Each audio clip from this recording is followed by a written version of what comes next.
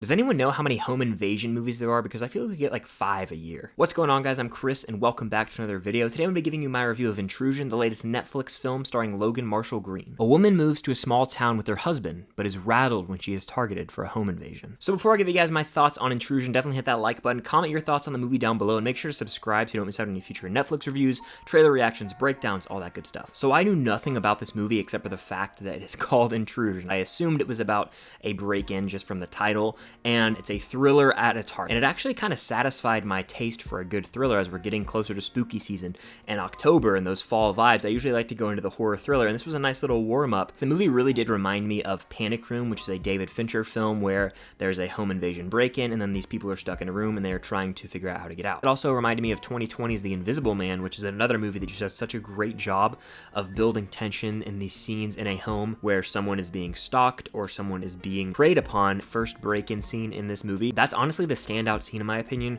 where these people break into the home, and it's just, there's some shots that really build this tension and really put me on the edge of my seat. In fact, as the movie goes along, I will say the pacing is pretty brisk. There's not a lot of moments where I felt bored or felt the runtime. It's only about an hour and 33 minutes, and I will say it flowed very smoothly, especially in that first hour. There's a ton of information to soak in and small details that are going to come to fruition later, and I feel like the first act of this movie does a really good job of establishing both the lead characters as well as their relationship as a couple, because we learn information about both characters that is crucial and that is important for the rest of the movie, because you have to care about these characters that are going to be in intense situations, and thrillers usually just skip out on that, but this one I think does a good job of getting the audience on board with the main characters before they are launched into these tension-filled situations. Logan Marshall Green and Freida Pinto are both fine in their performances. There's nothing special. They're not bad, they're not great, they're just fine performances. And the movie does present a lot of mystery, so it's like a thriller mystery more than a thriller horror, but it's very predictable. That's the unfortunate part about this movie, is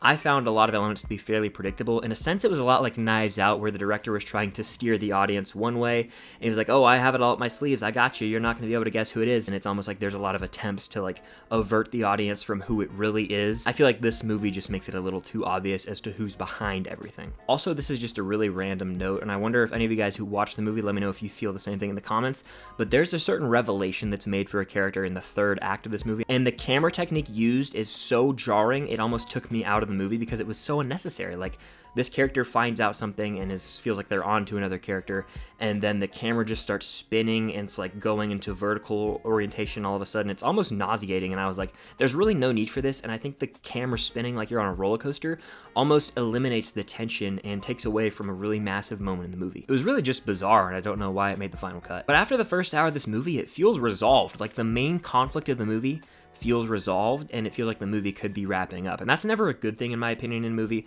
when it feels like it's done and you still have to sit there for 30 more minutes. And the believability of that third act is really kind of hard to get on board with. Like, you kind of have to turn your brain off for certain instances because it does become really over the top and unbelievable and just unrealistic. And I feel like that's going to make or break the movie for a lot of people, is the third act. While there are some very clever twists and turns that do come to fruition, I could kind of put the pieces together almost a little bit before the main character, and that's an issue because you want to be super genuinely shocked with things that happen.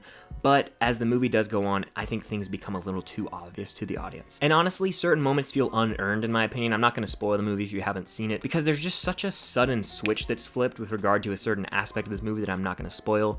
It's a little bit hard to just fully get on board with. If you guys have seen the movie, you know exactly what I'm talking about. But by the time the credits rolled, I wasn't that upset with the movie. It wasn't like, oh, that was terrible, or that was really great. It was just a very like middle-of-the-road thriller movie that didn't have as many thrills as I would have liked. The third act's a little unbelievable at times, almost feels unearned compared to what we saw in that first hour. Honestly, I still would have liked a little more clarity with what happened and maybe seeing the aftermath of what happens in the very end of the movie, but it kind of just ended a little bit abruptly for my liking, at least. But overall, I have to say Intrusion, it delivered on thrills early on, got a little weird towards that last act and a little too outlandish for my taste, but it still had some clever twists and turns that did keep me on the edge of my seat. And while I kind of put the pieces of the puzzle together before the puzzle was complete, the way in which the pieces were put into the puzzle still kind of kept me on edge and a little bit surprised, I will say. But overall, I'll say this movie was just fine. I'm going to give Intrusion a 2.5 out of 5 or 50%, just right down the middle of the road. This movie is nothing special. I'm sure a lot of people probably won't even watch this movie ever, but if you do watch it,